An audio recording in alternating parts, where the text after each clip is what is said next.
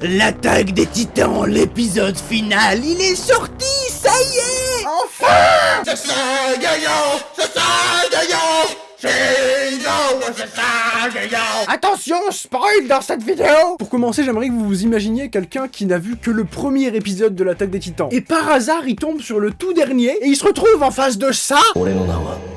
Et il y a des avions et des canons et l'armée avec des fusils, Mais quoi qu'il en soit, il y a Eren qui se balance comme ça. Dans ta chambre, Je vais écrabouiller toute ta famille! je sais pas comment il fait pour rester dans cette position pendant tout le grand terrassement, mais il faudrait peut-être qu'il aille chez le kiné. Il y a des milliers de petits titans qui se baladent sur lui et qui font la petite guéguerre. On dirait des puces sur un chien. Des centaines et des centaines de petits farfadelles qui font la fête sur son dos. Ouais, c'est la fête. Wouhou. Bon, petit point sérieux, l'animation de Mappa, c'est bon. Les musiques aussi, il y a plein de musiques qui reviennent de toute la série de l'attaque des Titans et qui te font plaisir parce que je t'en souviens et tu te dis oh. Du coup, petit point sur la situation. T'as Eren qui se balade comme ça avec son gros dos. Tout le monde qui se tape la gueule sur son dos, et puis t'as tout le monde qui regarde aussi depuis l'espèce de grosse colline où il y a une base militaire, tout le monde qui regarde comme ça, et c'est super loin, mais t'as l'impression que c'est juste à côté, parce qu'ils réagissent comme si c'était juste à côté. Il y a Reiner qui se prend une patate, il est à 10 km de la base militaire, et t'as quand même la maman de Reiner qui est comme ça... Frangine, il s'est pris une patate, mais tu l'as pas vu, ou alors t'as des sacrés yeux. Ma mère me dit que j'ai une vue d'aigle. À côté de ça, t'as Armin Arelt. Fräulein. Armin, il passe la moitié de l'épisode à faire une sieste dans la bouche de Peppa le Pas. Et je fais beaucoup de blagues, je sais, mais il faut quand même prendre en compte que tout est épique. Les phases d'action avec la musique et l'animation de Mappa, vraiment, tout est incroyablement épique. Et ça fait trop plaisir de voir un truc que t'as lu en manga adapté comme ça aussi bien. Parce que quand j'ai lu le manga et que j'ai vu le bordel que c'était, je me suis dit, mais jamais ils pourront adapter ça comme il faut. Et puis si, ils l'ont fait. Bravo! Et puis bon, c'est un peu le pouvoir de l'amitié, mais j'adore les voir tous coopérer ensemble, même si c'est pour poutrer la gueule à Eren, c'est beau. T'as aussi une scène d'Armin qui s'engueule lui-même, il est allongé par terre, et il est allongé au-dessus de lui, enfin je sais pas comment vous expliquer, il est comme ça. Et à ce moment-là, il tombe sur Sig, qui est au milieu du désert en train de se faire un petit château de sable. Puis quand Armin va lui parler, tu te rends compte que c'est le seul gosse qui fait un château de sable, mais qui pue le seum. Château de sable, château de sable...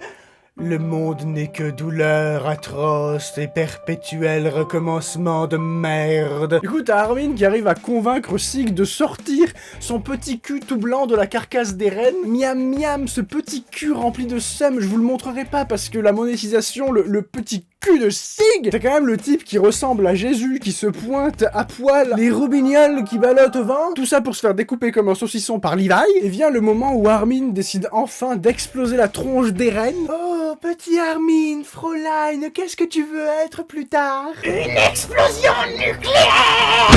Et la plot twist! Il y a le giga vert bleu là qui sort, un espèce de scutigère malveillant là. Pour ceux qui savent pas ce que c'est un scutigère, c'est ça. Ouais, c'est les petits mille pattes terrifiants qui se baladent dans nos salles de bain pendant tout l'été, sans payer le loyer. Et là, c'est le drame. Il y a Jean et Connie qui se disent adieu parce qu'ils ont tous compris qu'en fait, ils ont reniflé le mauvais air du scutigère malveillant et ils vont tous se transformer en titans. Sans cerveau. Je me souviens du moment où j'ai lu ce passage, c'était terrible. Et je sais que les gens vont pas apprécier ce que je vais dire, mais je chialais pas pour Jean et Connie, je chialais plutôt pour Gabi, ma star. Oui, je sais que beaucoup de gens détestent Gabi, mais moi j'adore ce personnage. C'est vraiment l'un de mes personnages préférés. Et là, d'un coup, ça ressemble à l'attaque des titans, hein. Il y a des titans partout qui se mettent à courir. Et là, si jamais t'avais vu que le premier épisode et que tu débarques au milieu de ça, tu comprends quel animé tu regardes, tu te dis « Eh, mais ce serait pas l'attaque des titans ?» Puis tu redescends très vite à l'état où tu comprends rien parce que t'as le scutigère malveillant qui se met à faire des... Et là, bim! Le plan qui met fin à toute l'histoire. Mikasa qui fait un bisou à son crush qu'elle vient de décapiter et il y a une petite fille qui les regarde. C'est glauque. Et en même temps c'est mignon, et en même temps c'est très glauque. Et c'est là que tu as enfin toutes les réponses à tes questions, parce que tu découvres qu'en fait depuis le début, c'est Eren qui contrôle tout. C'est même Eren qui contrôlait Hajime Isayama pour qu'il écrive l'attaque des titans. C'est Eren qui manipule tout depuis le début. C'est même Eren qui a décidé que sa mère se ferait bouffer sous ses yeux quand il est gosse. C'est Eren. Tout c'est Eren. Les miracles de Jésus, c'est Eren qui lui a passé la technique. Chuck Norris, c'est Eren qui l'a entraîné. Et devinez comment l'homme a inventé le feu? C'est Eren! On essayait de frotter des pierres comme ça, comme des gros débiles. Il y a Eren qui est arrivé et qui nous a donné un briquet. Oui, c'est l'histoire. Après, une fois que t'as toutes ces infos, t'as vraiment que des scènes trop mimes. Genre, t'as Gabi et Falco qui sont vraiment trop mignons ensemble. T'as tout le monde qui est trop mignon avec tout le monde. Et qui se rend compte que Eren, il a fait ça pour eux. Et c'est beau, c'est magnifique. Eren, bébou, quoi. Non, je vous jure, vraiment, je fais beaucoup de blagues, mais c'est la fin qui justifie tout le manga, tout l'animé. C'est genre, et ça justifie le personnage d'Eren. C'est là que tu comprends que c'est vraiment lui le héros de l'animé, alors que ça fait une saison qui dure depuis 4 ans, tu pensais qu'il était devenu juste fou. En fait, juste c'est un héros de shonen et il a tout fait pour protéger ses amis, quitte à tuer tout le monde. Je sais que beaucoup de gens aiment pas cette fin, et je sais que beaucoup d'entre vous ont dû la découvrir là, quand l'épisode est sorti. Moi, je l'avais découvert en manga, et le fait de la voir en animé, de voir vraiment pour moi, ce qui est le produit final de l'histoire, bah, mon avis dessus a pas changé, juste j'adore cette fin, et je voulais faire une vidéo pour en parler. Elle est peut-être un peu courte, parce que j'ai pas grand chose à dire, et au final, ça sert à rien que je passe 15 minutes de vidéo à vous dire oui, j'adore cette fin, elle est vraiment incroyable, mais c'est vrai. Je sais qu'il y a beaucoup de gens qui l'aiment pas, et je comprends pas pourquoi ils l'aiment pas, parce que je trouve que ça conclut parfaitement ce qu'est l'attaque des Titans. C'est... Voilà. Juste, j'aime cette fin, et je voulais le dire. Voilà. Votre avis, je m'en fous.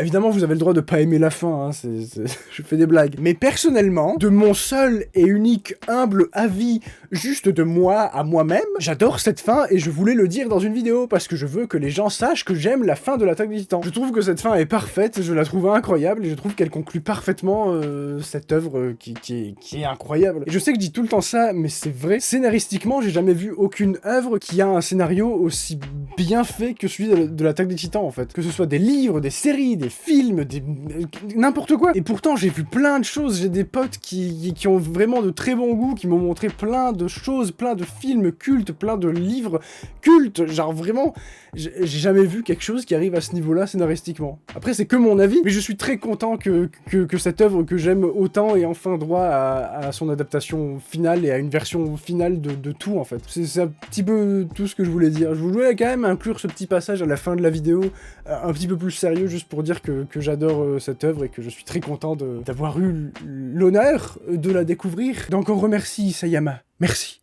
Et je sue là, je sue de bonheur. Voilà, ce sera tout pour moi pour aujourd'hui, j'espère que vous avez aimé cette vidéo. Si c'est le cas, vous pouvez laisser un petit pouce bleu, moi je vous retrouverai très vite pour de nouvelles vidéos. J'espère que le format vous a plu, j'aime bien faire ça, je m'amuse bien. Ce format de vidéo, il y a beaucoup de gens qui m'ont dit que c'était nul par rapport aux vidéos réactions, mais quoi qu'il en soit, moi j'aime bien ce format. Et il est légal, donc voilà, je ferai comme ça, c'est tout. Quoi qu'il en soit, la grosse majorité des gens, vous avez été hyper gentils avec moi et vous avez vachement soutenu le format, donc merci pour ça. Et j'espère encore une fois que cette vidéo vous aura plu. Moi, ça me fait trop plaisir de pouvoir parler de ça et d'être beaucoup plus serein quand je mets en ligne la vidéo, donc voilà. Mais merci beaucoup de continuer à regarder mes vidéos et d'être là, c'est très gentil, et gros cœur sur vous, je vous aime. Voilà, je vous retrouve très vite pour de nouvelles vidéos, d'ici là portez-vous bien, et allez, comment je peux sortir comment je peux mettre fin à... Comme ça. Wouhou!